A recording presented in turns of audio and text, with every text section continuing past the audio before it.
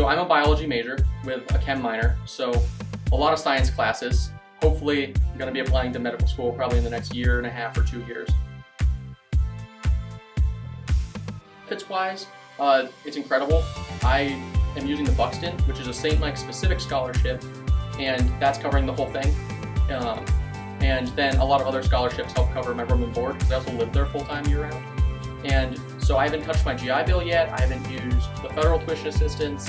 The Guard is pretty much paying for the whole thing, and it works out great for me because I don't know how I'd be going otherwise.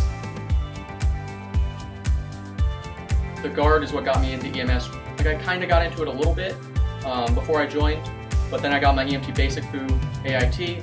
I came home, I used more tuition assistance money, so I went and got my advanced EMT, and that's what I do full-time now. So I'm doing both, and I love what I do, and the Guard ultimately got me there. So I think the hardest thing about deployment was the anticipation of coming home and all the things that you thought you were missing. And it's just like, oh man, I could just go for a cheeseburger right now or something, or just a day of just sitting on the couch or being out on a kayak. And then it's not till you get back you realize, like, yeah, I wanted to do that 1 or 2 times. So I think the hardest thing was always thinking, oh man, when I get back, I'm gonna do all these things. And so it's always on, you're like, oh, I don't have the ability to do this or do that.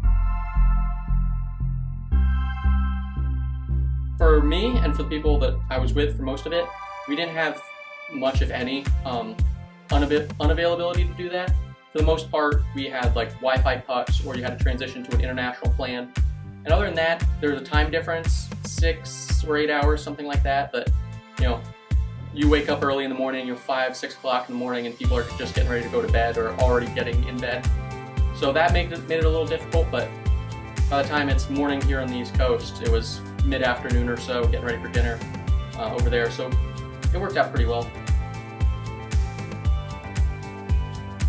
A really nice one was after we shut down some of the outsites, most of our platoon was able to come back together.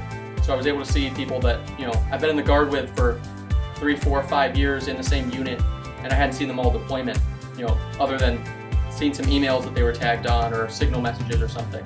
And actually getting to see the people that you're friends with and you work with, and that whole consolidation was really nice. Big plans now that I'm back in school full-time, which is really nice. I was able to take a couple of classes on deployment, but I really love what I do. I'm a biology major with a chem minor, so getting back there full-time and then back to my full-time job, I work full-time in civilian EMS, and I really enjoy both of those. So at the moment, it's just getting back into the swing of things. Still have to get back to regular drilling status after Yellow Ribbon, and after that, I'm just really looking forward to returning to the M-Day status, 1 week in a month stuff. I had a few family members that had been in the military. I had an uncle who a couple years ago retired out of the Air Guard. No one in my immediate family had ever done it, but just looking at the benefits available, seems like a lot of people I grew up with haven't left the town they were born in and haven't really gotten the chance to do other things.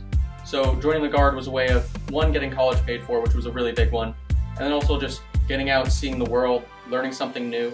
I knew I wanted to be in emergency medicine, and now I have a whole career in it. I used it to get my advanced EMT, and then I used it to get another certification in EMS. There's a pile of trainings that are on my I'd love to go to this list. Right now, the top of my list would be Mountain Warfare School.